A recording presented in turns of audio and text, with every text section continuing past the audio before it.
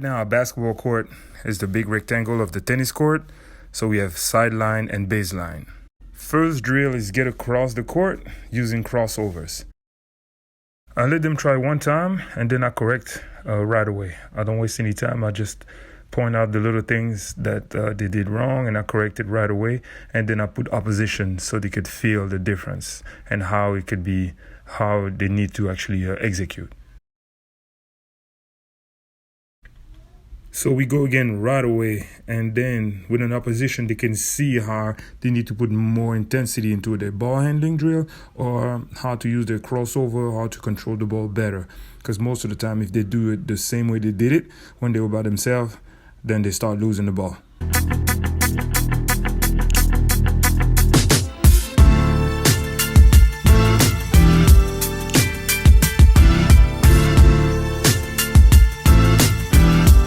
Here my focus on is to help them understand that if nobody stop you from going somewhere, keep pushing the ball and keep your dribble alive.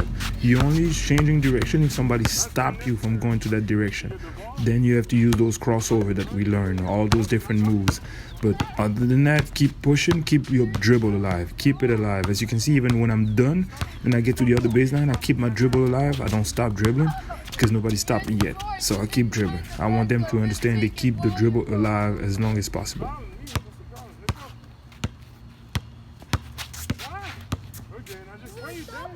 No, I'm not. You're crossing over for no reason. Let's go. Good. Keep going. Let's take the basketball. Good. Keep going. There you go.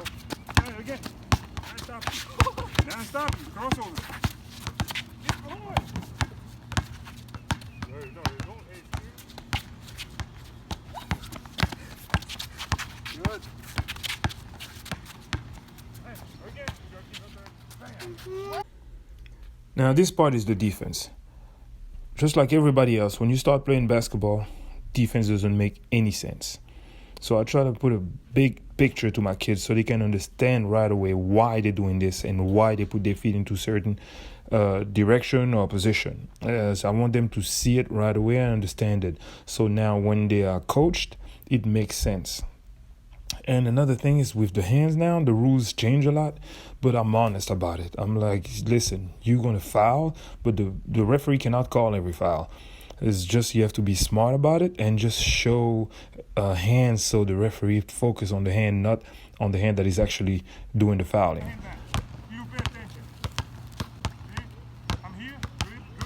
Being able to understand your body, where to put your hands, how to use your hands, and foot movement, and use the basketball court as your friend for defense.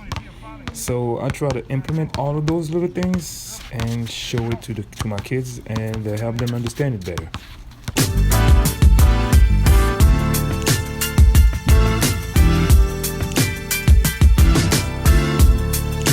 Here, my daughter do a pretty good job of that. She put that hand to keep a distance between my body and her body. She put her hand on my hip, just like I showed her, and the other hand is shadowing the basketball.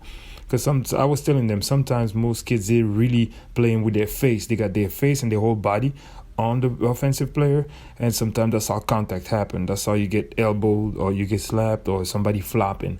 Because your body's so close, it's easy to do all that flopping or throw an elbow in your face or in your mouth, and then accident can happen.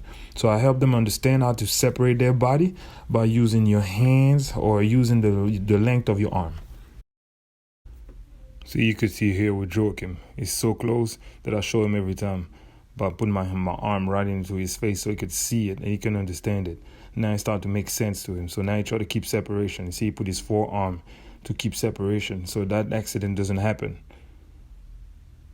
You got to make it obvious. Problem with him is an actor, so now all he want to do is flop and doing crossovers. So gotta let them have fun.